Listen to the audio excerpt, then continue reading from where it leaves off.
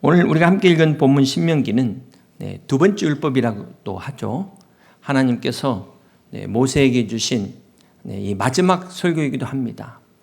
이제 이스라엘 그 백성들이 40년 광야 생활을 끝내고 드디어 가나안 땅 정복을 시작하는 이 시점에 주신 하나님의 말씀, 다시 한번 1절 같이 보시겠습니다. 이는 곧 너희의 하나님 여호와께서 너희에게 가르치라고 명하신 명령과 규례와 법도라. 너희가 건너가서 차지할 땅에서 행할 것이니 곧 너와 내 아들과 내 손자들이 평생에 내 하나님 여호와를 경외하며 내가 너희에게 명한 그 모든 규례와 명령을 지키게 하기 위한 것이며 또 내 나를 장구하게 하기 위한 것이라. 여러분, 자 보실 것처럼 모세가 이제 가나안 정복을 코앞에 두고 모세는 가나안 땅에 들어가지 못하기 때문에 자기의 죽음을 앞두고 있습니다. 자, 이 시점에 유언과도 같은 마지막 설교의 내용을 우리가 함께 같이 보셨습니다. 자, 어떤 내용이었죠? 가나안 정복을 코앞에 둔 이 시점에 어떻게 해야 저 땅을 잘 정복할 것인가? 이 내용이 아니었어요. 바로 너의 가정에 대한 말씀이었다는 것입니다. 왜 하나님은 이 전쟁터로 나가기 전에 먼저 가정에 대한 말씀을 하고 계실까요? 바로 이 가나안 땅을 정복하는 것보다 더 어려운 것이 가나안의 세상 문화로부터 우리의 가정을 지키는 일이기 때문에 그렇습니다.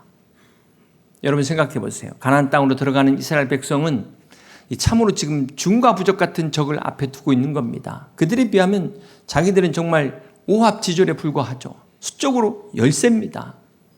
그들이 들어갈 땅에는 이미 다른 신을 섬기는 사람들로 가득 차 있었습니다. 그런 곳에 들어가서 신앙의 정체성을 지킨다는 것이 얼마나 어려운 일인지 하나님이 아셨기 때문입니다. 그래서 친히 따로 불러서 모세로 하여금 마지막 설교를 하게 하신 겁니다. 사랑하는 성도 여러분, 오늘 우리가 사는 이 세상도 똑같은 상황입니다. 우리가 그리스도인으로서 이 세상에 산다는 것이 결코 녹록지 않습니다. 사랑하는 성도 여러분, 오늘 여러분의 가정은 안녕하십니까? 평안하십니까? 오늘 우리가 이 땅에서 싸우는 진짜 전쟁은 이 먹고 사는 생존의 전쟁이 아닙니다. 여러분 직장생활, 사업 다 힘드시겠지만 이것보다도 더 중요한 전쟁은 바로 오늘 우리가 이 세상 안에서도 우리가 이 믿음을 흔들리지 않고 우리 자녀들 다음 세대에게 물려주는 이것이야말로 우리가 진정으로 싸워야 될 영적 전쟁이라는 것입니다. 오늘 신명기 6장 1절이 그것을 말씀합니다. 사랑하는 성도 여러분, 오늘 본문의 이 전쟁이 3500년 전 가나안 땅에서만 일어난 것이 아니라는 거예요. 2026년 오늘 대한민국을 사는 우리도 똑같은 상황에 처해 있습니다. 우리나라의 경제 규모가 세계 14위라고 하지만 한번 솔직히 우리가 안을 들여다보면 어떻습니까? 물론 잘 살죠. 겉으로는 화려해 보여도 그러나 내면으로 보면 텅 비어있지 않습니까? 과연 이것을 잘 산다고 말할 수 있을까요?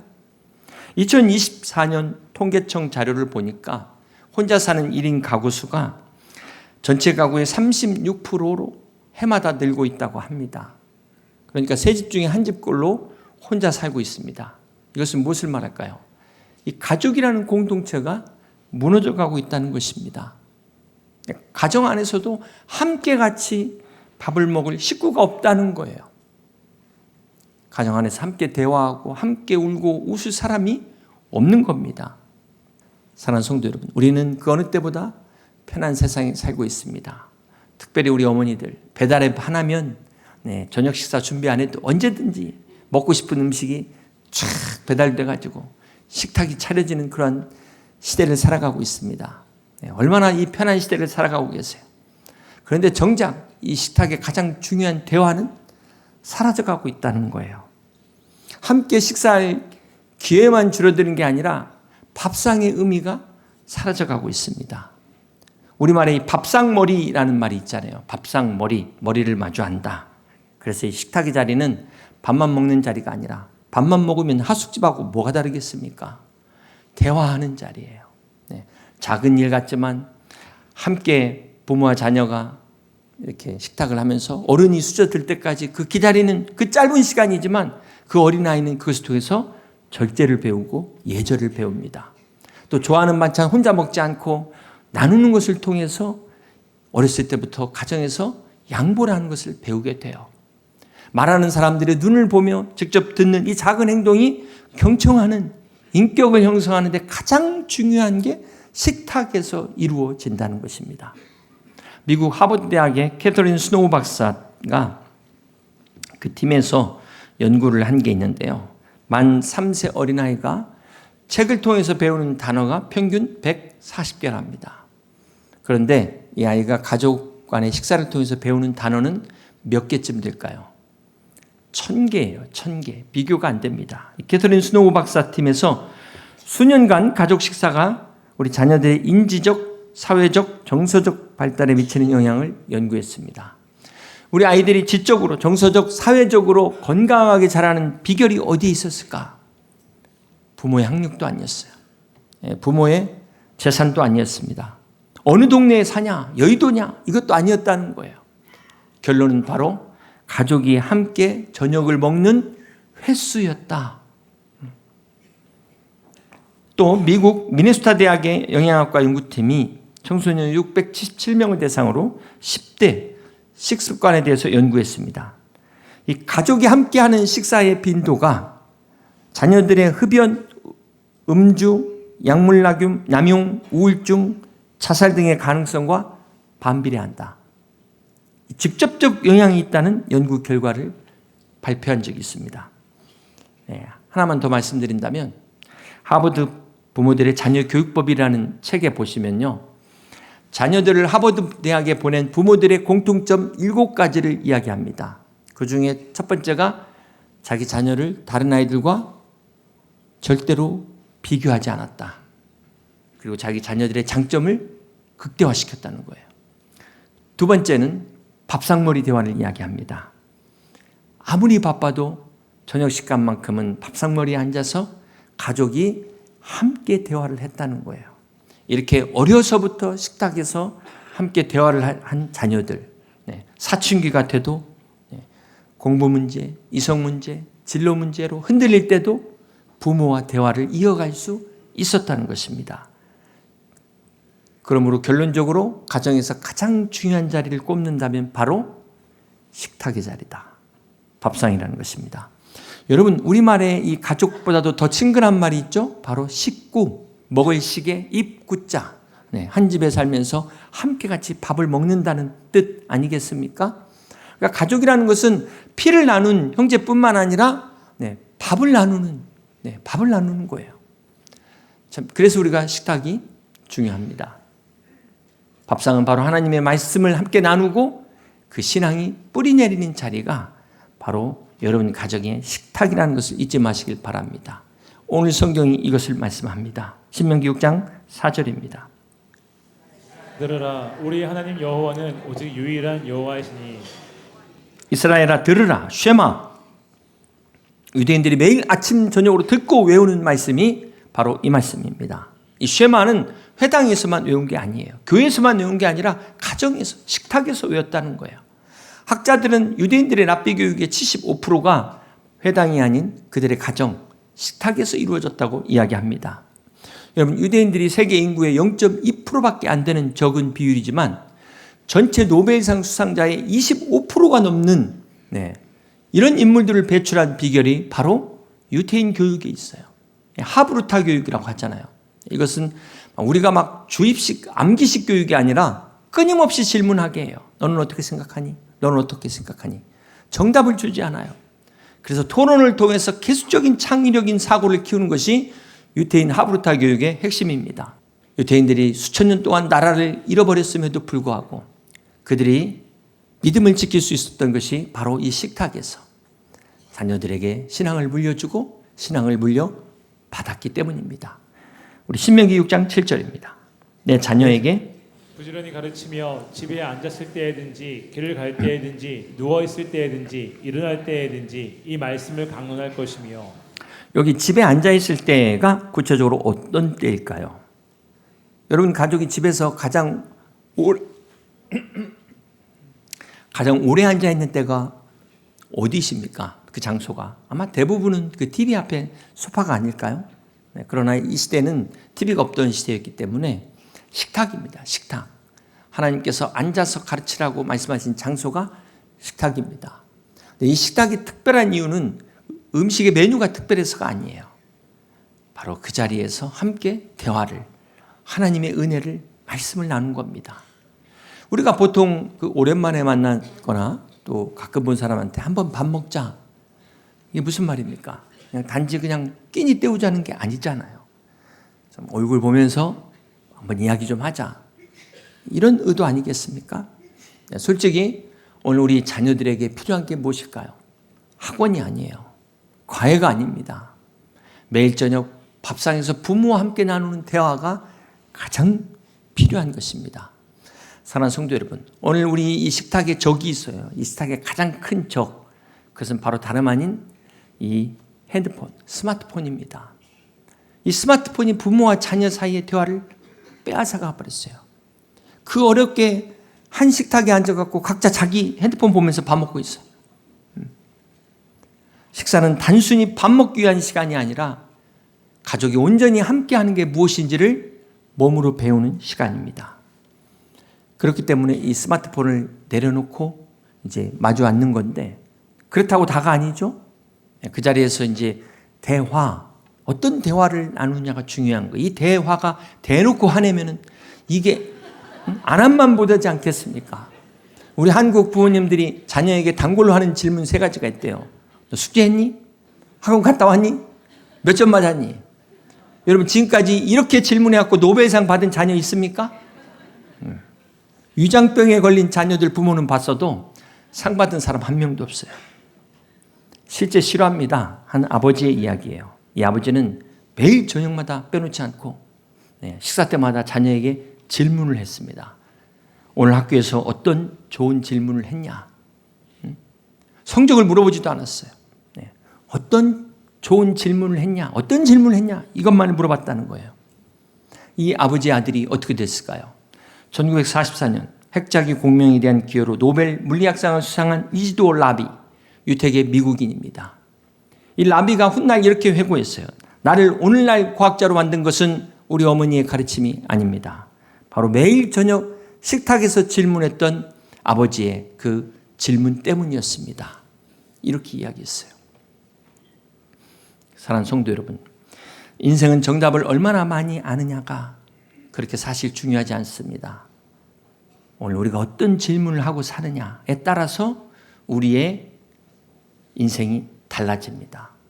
여러분, 앞으로 이 인공지능 시대, 지식의 평준화 시대가 돼요. 이제 누구든 PhD 학위가 없어도 어떤 정보든 다 공유할 수가 있는 겁니다. 정보의 평준화가 왔어요. 그나마 우리가 인공지능을 잘 이용하려면 이것도 질문을 어떻게 해야 되느냐가 또 중요한 거예요. 질문에 따라 답이 완전히 달라지기 때문에 그렇습니다. 그래서 앞으로는 이제 정보를 많이 갖고 있는 사람이 살아남는 게 아니라 질문을 얼마나 잘하는 사람이냐에 따라서 살아남는 시대가 된 겁니다. 그런데 여러분, 이 인공지능도 절대로 할 수 없는 게 있어요. 줄 수 없는 게 있어요. 무엇일까요? 바로 부모가 자녀의 눈을 마주보면서 사랑으로 나누는 그 대화. 우리가 왜 살아야 되는지, 우리가 정말 어떻게 사랑해야 되는지, 하나님이 우리에게 주신 이 영생의 은혜와 축복을 받고 어떻게 사명을 감당해야 되는지, 이 질문들은 알고리즘이 답해줄 수 없습니다. 차가운 알고리즘이 답해주는 것이 아니라 김이 모락모락 나는 그 따뜻한 식탁에서 부모의 그 대화와 삶을 통해서 흘러나오는 질문을 통해서 가능한 것들이에요. 이처럼 식탁에서 부모가 던지는 대화하는 그 질문, 이야기, 말씀, 삶의 모습이 우리 자녀들의 평생 붙들고 가야 될 가치관을 만든다는 것입니다. 그러므로 사랑하는 성도 여러분, 오늘부터 식탁에서 밥만 드시지 마시고 혼자 배만 채우지 마시고 자녀들과 함께 인생의 의미를 맛있게 지어가는 복된 가정 다 되시기를 주님의 이름으로 축복합니다. 이 식탁이야말로 우리 자녀들의 전인적 성장을 돕는 거룩한 성소예요. 이 식탁이야말로 하나님께서 우리 자녀들에게 주신 최초의 학교입니다. 이 식탁이야말로 세상으로부터 우리 자녀를 끝까지 지킬 최후의 보루인 줄 믿습니다. 그렇습니다. 여러분, 신앙은 예배당에서 시작되지만 여러분 가정의 밥상에서 완성됩니다. 네, 믿으십니까?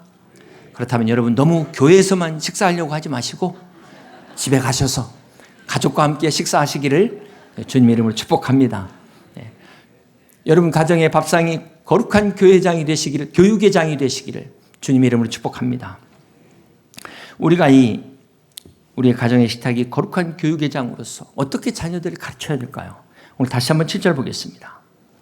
내 자녀에게 부지런히 가르치며 여기 내 자녀에게 부지런히 가르치라. 쉰난탐, 새긴다는 건데요. 날카롭게 반복해서 새긴다. 그런 뜻이 있습니다. 자, 그런데 우리가 한 가지 그 앞절을 볼 필요가 있어요. 6절 보겠습니다. 오늘 내가 내게 명하는 이 말씀을 너는 마음에 새기고, 여기서 너는 누굴까요? 지금 그 다음 7절이 내 자녀에게 가르치라고 했으니까 6절에 너는 부모를 말하는 겁니다. 부모. 순서가 중요한 거예요. 우리가 먼저 자녀에게 부지런히 가르치기 전에 어떻게 해야 돼요? 부모의 마음에 먼저 새겨져야 우리 자녀의 마음에 새길 수가 있다라는 말씀입니다. 여러분, 아브라함 링컨이 이런 얘기를 했어요. 한 사람이 자녀를 마땅히 행할 길로 양육하려면 자신이 먼저 그 길을 걸어야 한다. 나에게 없는 것을 결코 자녀에게 물려줄 수 없다라고 이야기했어요. 그래서 먼저 부모된 우리의 마음에 말씀이 새겨져야 됩니다. 그런데 여러분, 이 새긴다는 게 한 번에 새겨지는 게 아니잖아요. 신앙이 마찬가지입니다. 주일학교 한 번 다닌다고 해서 신앙이 되는 게 아니에요. 캠프 한 번 갔다 왔다고 해서 믿음이 세워지는 게 아닙니다. 매일의 삶 속에서 계속해서 반복적으로 새겨야 됩니다. 여러분, 이 시멘트 방금 이렇게 작업한 시멘트, 굳지 않은 시멘트는 손가락으로도 얼마든지 자국을 만들어요. 그게 평생 갑니다. 그런데 이미 단단하게 굳은 시멘트, 아무리 망치로 하려고 해도 새기기 어렵습니다. 이처럼 우리 자녀들, 우리 손주들, 그 마음에 세상이 세속적인 가치관으로 굳어버리게 하기 전에 우리가 먼저 하나님의 말씀으로 새겨야 된다는 거예요. 이게 부모의 책임입니다. 잠언 22장 6절입니다. 마땅히 행할 길을 아이에게 가르치라. 그리하면 늙어도 그것을 떠나지 아니하리라. 여기 여러분, 마땅히 행할 길을 아이에게 가르치라고 했지 어른한테 가르치라고 하지 않았어요. 세상이 우리 아이들의 영혼을 점령하기 전에 말씀으로 먼저 새겨야 돼요. 이 타이밍을 놓치면 평생 후회하는 겁니다. 대학 들어가고 나서 신앙생활 잘하겠지. 천천만의 말씀입니다. 그건 부모의 착각이에요. 사랑하는 성도 여러분, 행복한 가정은 어디서 시작됩니까? 오늘 말씀에 의하면 행복한 식탁에서 시작됩니다. 무너져가는 가정을 바로 세우는 길은 오늘 저녁 우리 집 식탁을 회복하는 데서 시작합니다. 거창한 거 아니에요. 사랑하는 성도 여러분, 여러분 자녀에게 무엇을 주고 있습니까? 오늘 말씀의 제목이 매일 상을 주십시오. 이 상은 벽에 걸어두는 상장이 아닙니다. 트로피가 아닙니다. 바로 밥상입니다. 밥상. 세상은 우리의 가정을 깨뜨리기 위해서 흐트려고 우리 자녀들의 시간을 다 빼앗아요. 부모들의 시간을 빼앗습니다. 그래서 온 가족이 저녁 식사 한 번 같은 시간에 하기가 쉽지 않아요. 이렇게 사탄이 우리의 신앙을 뺏기 위하여, 우리의 가정을 무너뜨리기 위하여 대화할 시간조차 빼앗아 버립니다. 우리가 이 뺏긴 시간을 어떻게 찾아야 될까요? 가정 안에서 빼앗긴 대화를 어떻게 되찾아야 될까요? 바로 우리 가정의 밥상에서 되찾아야 되는 것입니다. 사랑하는 성도 여러분, 그러므로 부모가 자녀에게 줄 수 있는 가장 큰 선물은 뭘까요? 비싼 장난감이 아니에요. 비싼 옷이 아닙니다. 최신 컴퓨터, 최신 스마트폰이 아닙니다. 부모로서 자녀에게 줄 수 있는 최고의 멋진 가장 큰 선물은 바로 가정에서 함께하는 이 밥상의 축복이에요. 함께 나누는 대화, 하나님의 말씀으로 함께하는 것. 이것이 그 어떤 상보다, 트로피보다 값진 상임을 잊지 마시길 바랍니다. 온 가족이 함께 둘러앉아 따뜻한 밥상에서 부모가 줄 수 있는 최고의 가장 큰 상은 하나님의 축복의 은혜를 물려주는 거예요. 하나님의 이름으로 축복하는 거예요. 오늘 우리 자녀들이 하나님의 복을 누리도록 부모로서 우리가 축복하는 것입니다. 사랑하는 성도 여러분, 아버지 어머니가 되는 데는 몇 분이면 됩니다. 그러나 엄마 아빠로 살아가는 것은 평생.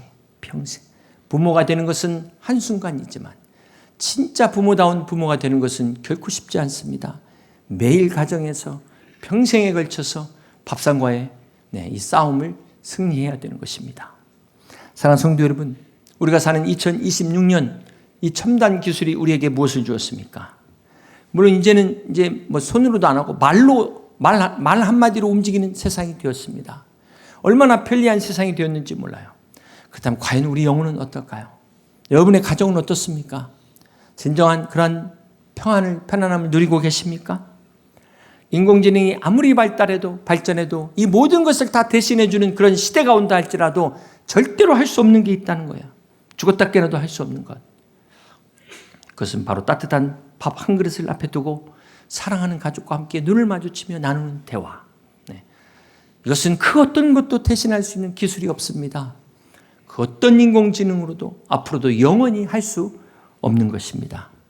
그러므로 우리가 회복해야 될 거룩한 성소는 이 자리가 아니라 바로 여러분의 가정이에요. 그 가정에서 매일 아침 저녁으로 숟가락과 젓가락이 놓이는 여러분 가정의 식탁입니다. 세상의 그 많은 유혹 속에서 우리 자녀들을, 손주들을 지키기 위하여 여러분의 가정을 지키시고 식탁을 지키시기를 주님의 이름으로 축복합니다.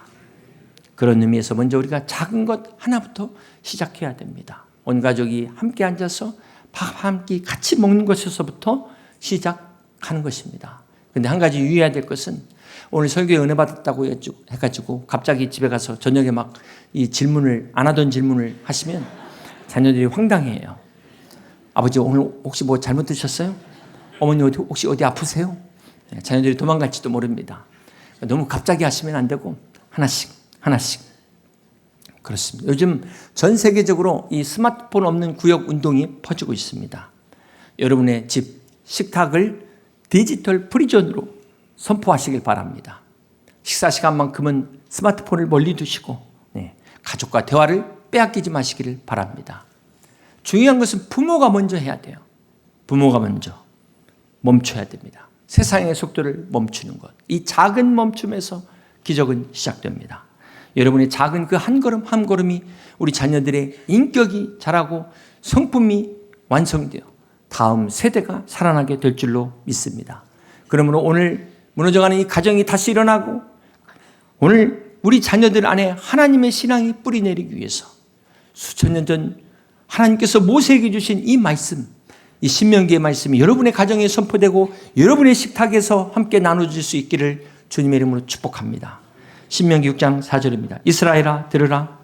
우리 하나님 여호와는 오직 유일한 여호와이시니 너는 마음을 다하고 뜻을 다하고 힘을 다하여 내 하나님 여호와를 사랑하라. 이 쉐마의 말씀을 붙들고 식탁을 회복하는 가정마다 하나님의 말씀을 자녀의 심령에 새기는 가정마다 하나님의 놀라운 언약의 축복이 강같이 흘러넘치시기를 주님의 이름으로 축복합니다.